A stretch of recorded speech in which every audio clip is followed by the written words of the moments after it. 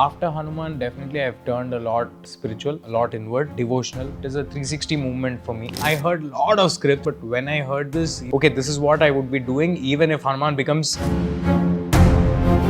The idea of the film is about the Ashoka's secret nine. All 9 scriptures come together at one place. There is a possibility of world destruction. How the hero stops that from happening, how he gets there is the idea of the story. It has fantasy, action, adventure, emotion, elevation, devotion. It's a combination of all these things. So what all we can expect from Teja? Next, we are doing part 2 of 𝗬𝗏𝐽𝐺. Bigger star-cast people, when they try to pull the audience, they have to give the audience what they need. Our superstars, they don't need any superpowers to be a superhero. For us, Rajni sir is a superhero.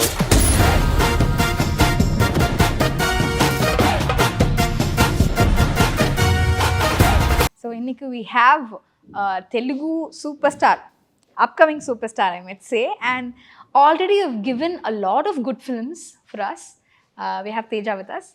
So, how do you do that? Because last year it was a big hit and everything you do is pan-Indian hit now. And the way you explore the character, the way you explore fantasy world I might say. So, why do you do that? First of all, thank you for the great words. I take that as a compliment. But yeah, I think the kid inside me is still alive. So that's why who's excited for the fantasy or the greater things which are not possible. So it's not possible in real life to be a superhero, right? So I'm trying that in films. Okay, but it's a challenging yet a risky process because the big budget films, it's a big budget, and what if it goes wrong? But it never comes to your mind. I think no, it's always on my mind. Okay. I'm a very, how do I put it? I worry a lot. Every single day, every single minute, I'm very aware of the opportunity that I've got and the stakes that are involved and the people, whoever are involved in the film. I know that it's on my shoulders. I have to be double careful. All that I have in my hand is to choose a right product and to deliver 110% of my effort. And the rest is to God and the audience. So, yeah. And how this movie started? Like when did you hear the story and when did you say yes?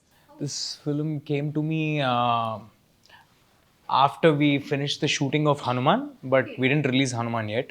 So HANU-MAN was a 2.5 years project for us. So I knew that it would cater to a larger audience. HANU-MAN would come out and do something really great. I had that gut feeling. So I was waiting all that while to find another film which caters to audience across all age groups, from 2 years old or kids to 80 years old people. I wanted to do something like that. And also I wanted a very, very clean film.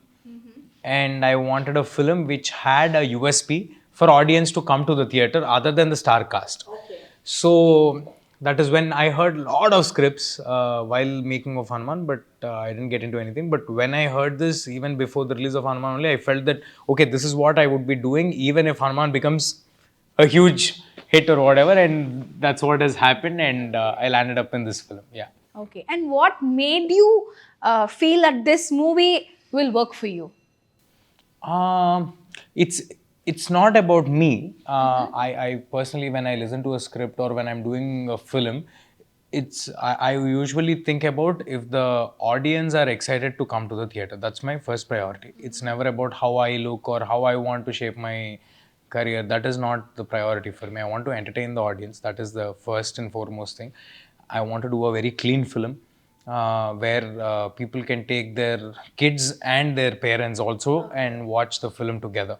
So that's my priority. Great. Actually, that works for pan-Indian films, I guess, because the larger number of audience, the larger number of output you get through it, right? But it is not intentional to make a pan-Indian film. Just because the films are relevant across the nation, we are trying to deliver it in other languages also. Okay. But the intention was not to find a script and do a pan-Indian film. That was not the intention. Okay. Yeah. So eventually eventually when the script is universal and it is appealing to audience across the nation, then definitely we would want to cater it to them also. No? And we all know that you've come from child artist to here, and you worked with many artists. So how is it to be here now? Like through your talent and success, how do you feel now? I'm definitely, I can say I'm happy and satisfied of what I have done by myself. This is all what I've built, but not content yet. Not enough. There's a long way to go. There's a long journey to go. So yeah. Okay. And well said, because satisfaction is the main thing when you work in I'm cinemas. satisfied because I feel that all that I'm doing right now, or all the opportunities or everything, this is all built by me. So I have that satisfaction inside me. Okay. And what are all the projects you've been working on before? And what do you see the progress in you? There'll be self-evaluation among ourselves. So what do you see there is a difference between in you comparing to HANU-MAN in this? In terms of you, only you. In generally, only every film changes you as a person. Yeah. And for me particularly, I give 1.5 2 years to each project. So there's a lot of evolution as a human being. I don't know whether it is because of my age is also growing, no? While the film is happening. So maybe I'm becoming wise. I don't know whether I'm becoming wise or what. But after HANU-MAN, definitely I've turned a lot spiritual, a lot inward, devotional. Yeah, there's a lot of change as a human being itself. It is a 360 movement for me. There were things that happened which are not possible, which we don't imagine. So looking at all those things, we start to believe the higher purpose and the greater goal. Super, well said. And few words about the director. How was the experience? Karthik sir, he's, for the ones who don't know about him, he's one of the best cinematographers out there in the country. He's done about 15 to 20 films as cinematographer. Now he's directing this film as well. So just because of his eye for the storytelling, we could make this film in a constrained setup. Also, we were able to deliver an international kind of visual just because of Karthik sir. Okay. Yeah. For whatever visual that you're seeing from the trailer or whatever, there's no comparison between in what resources we have created it. So all this was possible only because of his understanding towards filmmaking and his kind of storytelling. And it was amazing, like everything, the characters, how they show Shreya ma'am and how they show you, how they show all the leading characters. And there are lots of people involved in this film, but it's not like they're only showing you or only showing Shreya ma'am. They're showing the story. Yeah, it's the what word. is going to come. It's the word. So it was very different for me when I look into it. I've seen many fantasy films. Everybody of us will see, but this is connected through some spiritual connections. Yeah, Indian also. Itihasas. Yeah. Indian Itihasas. So we were new to that. So can you tell us about it? The idea of, for the ones who have watched the trailer, they already know. For the ones who didn't, I would want to tell. The idea of the film is about the Ashoka's Secret 9, the myth. Okay. So what if the Secret 9 is being captured by one big force in today's day and age? So how hero is connected to that spy world who safeguard the scriptures, how he gets to know what his dharma is, how he goes to stop that from happening. And if all 9 scriptures come together at one place, and if it is taken by somebody greedy, then there is a possibility of world destruction.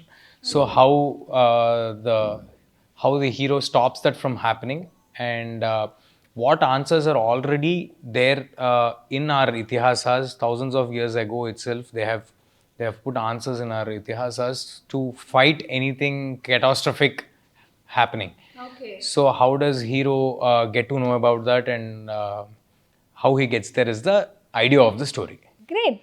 And I have a huge respect for people who are writing, supernatural or fantasy movie. It has to be some logic also. It has to be some connection, some deep research has to be done so that the audience are being justified. Even in fantasy now, people are expecting some definitely. realism, no? Whatever physics or geography you set for that world, you have to at least follow that. Yes. So while acting, did you see the connections? Like, did you wonder, oh, wow, this has been connected to this, and this scene has more, validation among the audience. And which scene did you see? I'm actively involved while writing the film also. So the emotional core of the story is what that hooks everybody. We all know that. So when the backstories, Shreya ma'am's backstory or the hero's backstory, when they were written, I was satisfied because all other things we can do a magic with them. The action blocks or the fantasy or whatever it is, or the historic thing that we are telling, or the itihasas, merging of itihasas, all that can be done. But the emotional core is there, no? So when that was written, I was a little relieved. I knew that, okay, now we have a solid script in hand. Yeah, it happens. In many films, some actors won't involve in the script or whatever it is happening, and then there will be few changes on the set. So it might disturb the director's vision. But this sounds cool. Like you can sit, talk, and have a brainstorming session. I usually not just in this film. Okay. As in my earlier films also, all my directors have been good friends of mine. So we sit, discuss a lot. There are no inhibitions. There is no hierarchy between us. So I think that's the reason we are able to do what we are trying to do. Yes. When we are making an ambitious attempt, the whole idea is to just get the film right and nothing else.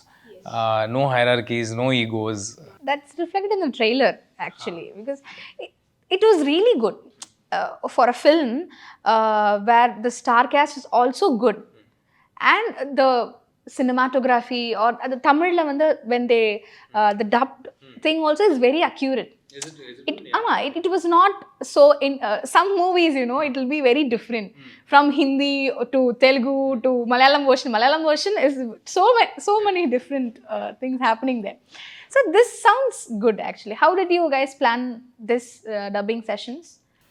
That's totally taken care of director, and I'm happy that AGS Films has collaborated with us on the release of this film. I hope with their platform on board, I think we will be reaching greater audience. And yeah, they're on a roll also. So I hope we tag along, and the good luck continues for both of us. Yes. Yeah. And tell us about the co-actors. How are they? We have a very huge star cast, but we haven't thought of getting the star cast to make the film big. That was not the intention. We have written the script, and then when we got to know that every character has a deep connection with the story, and everything is very well written with backstories there. It is solidly written for everybody. So then we realized that, okay, now we have to get big actors for this to make it look authentic, to make it on the weight Venu. So for that, we got Jagpat Babu sir, we got Jairam sir, we got Shreya ma'am, Manoj garu, Manchu Manoj garu. So everybody has... they were also very excited to be part of this film. They loved the script, and just because they loved the script, they got into this film, and nothing other than that was important for them. And it's not an easy film to make. In terms of physical effort also, it's not an easy film to make. And from the looks to the locations where we have shot to the action sequences that everybody were involved in, it is not an easy film. Only the excitement to be part of something new, something crazy that young boys are doing, that has got all of them on board. Correct. And well, speaking of the younger generation in the cinema, Lokah has also been released. And in your comments, in your trailer comments, like one person has commented, like, it's so good and refreshing to see the younger generation is taking up supernatural. They're trying it to make it good, because maybe the bigger star cast people might think they are already they are already superheroes. Yeah, they're already superheroes, and when they try to pull the audience, they have to give the audience what they need from the superstars. That is one thing, and one more thing is, I think our superstars, they don't need any superpowers to be a superhero. For us, Rajni sir is a superhero. He can just throw a person like this away. For that matter, Surya sir or Vikram sir, anybody can do. Like that. They can just throw a person away. They can just do all the superhero stunts without having the superpowers. That's the kind of image they have, and that's how we see them. They are like demigods for us. So they don't need superpowers. But the younger generation, it feels very refreshing for audience also. And the way audience are showing love towards and coming to theaters, it's another level of of course, love and support. Whenever we do something new for Indian cinema, for HANU-MAN also, it was the first superhero film from Telugu. And for this film also, it's I think I can call it the first action adventure in the recent times, at least from the past 1 or 1.5 decade. I've never seen an action adventure in Telugu. So it's not just an action adventure like a Hollywood film, but to cater to all our Indian audience, it has fantasy, action, adventure, emotion, elevation, devotion. So it's a combination of all these things, and yet we make a very commercial film, even though we are attempting a peculiar kind of genre. And what are all the messages you get from fans, like when you go through about this trailer? Honestly, I didn't get time to go through all those things, but one thing I understand is there is an overwhelming response for it.